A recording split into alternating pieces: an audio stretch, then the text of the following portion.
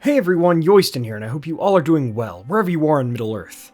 Today we are trying a new series, Messages from Tolkien. Tolkien, while not a huge fan of metaphor and allegory from escapist fantasy to real life, did of course have messages for us about his philosophies, beliefs, faith, ideologies that we can see through his works. Now, we have talked a bit about some of these messages, many of them, at the end of our lore videos, a little bit before the outro, but now I actually want to look at how the lore reinforces particular messages, beginning with this video on how Aragorn and his lore teach us about Tolkien's view of masculinity, particularly as characterized by the themes of endurance, which becomes skill, hope and renewal, and finally, living up to one's self-image in accordance with prophecies that are set by others. While I refer to men a lot in this video, I do mean you can apply these lessons to all people, for we are all together the men of the West. My friends, thank you all so much for joining me today. Let's begin our tale. Let's start with that first pillar, endurance. Aragorn's story, both what we see in the narrative of The Lord of the Rings and his backstory in the appendices, it's all filled with the need for endurance. After learning his true name, meeting Arwen, and being told of what it would take to marry Elrond's daughter, Aragorn went forth into the world and, in Tolkien's words, became the most hardy of living men. This has always inspired me personally because rather than complaining about the destiny that could be before him, as he asked for none of it, he spent many years, decades of his life strengthening himself instead to be worthy of such a destiny. But what's more, he didn't only grow his strength just for his own gain, but in service of others. In his youth, rather than going to Minas Tirith and attempting to just gain his throne quickly through his lineage, as to be worthy of Arwen faster perhaps, Aragorn went under a different name, Thorongil, to Gondor, but also to Rohan, aiding them all against their foes, even if it didn't directly contribute to him quickly completing that goal. He searched far countries, from Rhûn to Harad to Umbar, where he destroyed the fleet that threatened Gondor, never staying for glory. For the reward was in the doing of these deeds, and the strength that each deed gave him towards his future work. He explored Middle-earth, and came to understand it, which by itself takes a lot of endurance. Beyond this, in the deeds of the War of the Ring, Aragorn had to constantly push forward through uncertainty, even perhaps making the wrong decisions at times, or believing that he had. Yet, a man must learn from his failures and move forward, not dwelling upon the past, but learning from it. Easier said than done, for certain, but this is the aspect of adventure that Aragorn went on as well. He simply couldn't afford to always be looking behind him, as it would distract him from what lay ahead. The next people he could aid, the next leg of the journey, the fulfillment of his destiny through strength, whether it was wondering if Frodo leaving and them pursuing Merry and Pippin into Rohan was really the right call. That could have been a choice that would haunt him throughout all of The Lord of the Rings, but he pushed forward regardless. Even when the path is uncertain, you must endure, and figure out how to inspire yourself to have the discipline to do so, even when you have made mistakes, and would make more. Aragorn was constantly recognized in the feats of his endurance through his life by Arwen years before the events of The Lord of the Rings, who vowed her engagement to him away from darkness and the light of Valinor, as she saw how much he had grown. And Aragorn was, of course, recognized as the king of men of the West after all was said and done. Yet none of that would have occurred if Aragorn had given up at any point in his long life. Even during the Dawnless Day, even when he faced the dead Oathbreakers who had not followed Isildur, even when he faced the cities of Pelargir and Minas Tirith aflame with war against those who would destroy all good things in the world. Aragorn endured because, well, he had hope, which we will speak about next. While he never says it quite this way in the books, there's always hope, or, in other words, the crownless again shall be king. Hope and renewal, our second pillar. Aragorn's first pseudonym, his second name, to hide him from the forces of Sauron was Estel, Hope, in Sindarin. In fact, it was the only name he knew until he was 20 years old. Yet it wasn't only hope for him or his future, his survival. Rather, he was the hope of the men of the West, fostered in a house of elves. As his mother Gilrain said, I gave hope to the Dunedain. I have kept no hope for myself. She did not shield Aragorn from the world entirely, keeping her precious son all to herself. No, she kept him hidden and safe until such a time came when he was strong enough to rise and be that hope for men. Yet, hope looks different in different times. It takes the form that it needs to, that Aragorn needed to. For many years, he was the silent hope of men, helping them from afar, being the descendant of Elendil, those whom none thought still lived. Yet he did, and he looked after the world of men in his own way, growing his strength while protecting those in the north, or in Rohan and Gondor under his other pseudonym, Thorongil, and helping those who either did not have the strength to defend themselves or to win the victories by themselves. And he needed no recognition for it.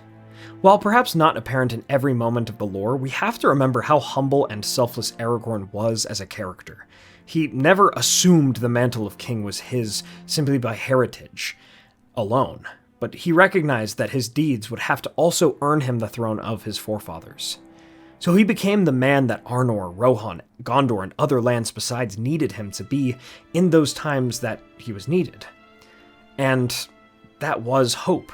In other ways, too, that hope was that he would just simply survive and be the man the world would need him to be even after the War of the Ring. He put himself many times on the front lines of danger, hoping that he would be able to accomplish what good he could for the world behind him. He, at times, was a ranger overlooking and keeping the bounds of a peaceful land, yet he was also later a warrior and a champion, a captain and a leader, and of course a king.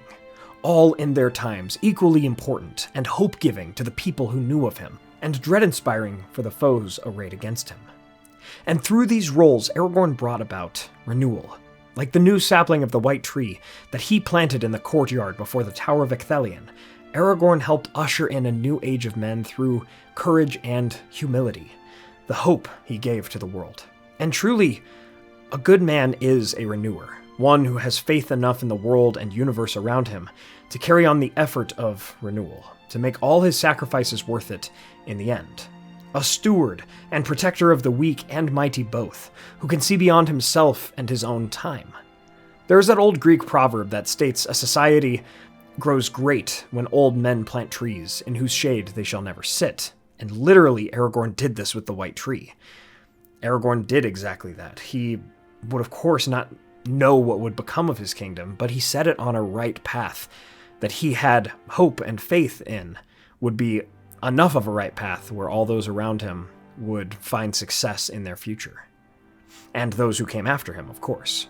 We must, as men, do deeds in service of others and a better world that we can see upon the horizon. We must together rebuild this world that we may share in the days of peace. We must not sit in judgment, arrogant of our actions, violent, rash, and hasty towards an outcome that would result in harm and tyranny, similar to other characters in Tolkien's works. Rather, we must inspire others on a unified vision of a better world and be the champion of those that will come after us for such a world to exist. Hope and renewal, as Aragorn personified it. Yet, this calls upon our final point for this video, and one that is very particular to Aragorn, yet we can still learn from it. Living up to the image that we set for ourselves, as well as the one others visualize for us. Now this is a tricky one. Aragorn, while not so much of a prophecy-inspired character as maybe other fantasy characters by other authors, still needed to carve an image for himself that was not entirely defined by others, yet also live up to what others needed him to be. So let's break this down.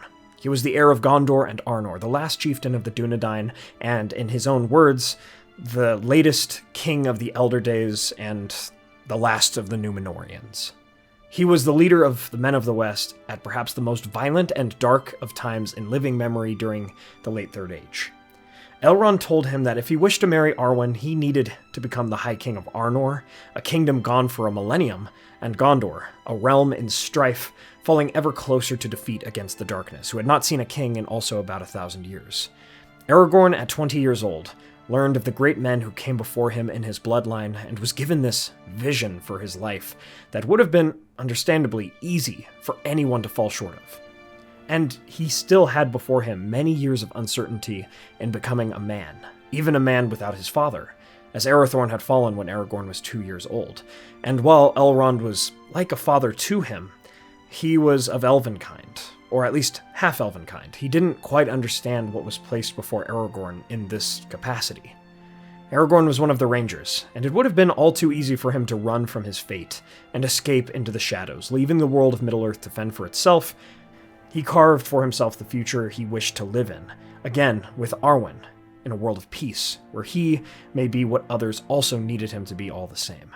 Now, this did not mean being perfect, nor not making mistakes, or understandably facing any setbacks, as anyone would, but it meant having that endurance to continue to push on step by step, not taking his destiny so seriously as to be frozen by fear, thinking about the grand reality of it, because honestly, reuniting two kingdoms, one of which doesn't even exist anymore, that is an enormous task.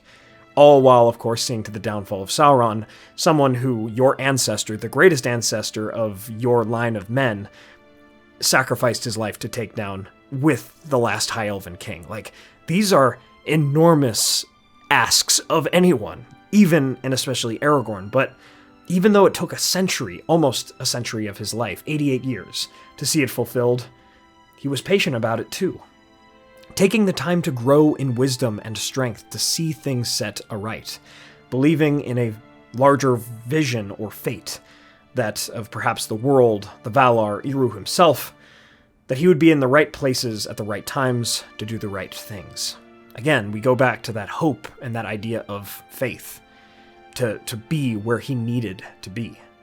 And so we must approach the steps towards the goals in our life as truly steps, with that same trust and faith that things will and have worked out as they are meant to, in the grand scheme, not of our own lives necessarily, but in the lives that we are meant to have to serve others.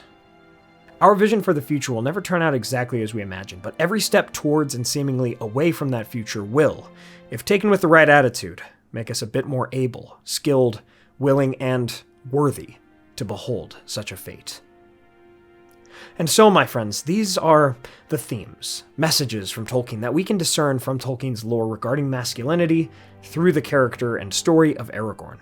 There are more, I'm certain, but these three mostly, these overarching three at least, endurance, hope, and living up to one's prophecy in their own way, are the three messages that certainly stand out to me the most when concerning Aragorn, son of Arathorn, the High King of Arnor and Gondor.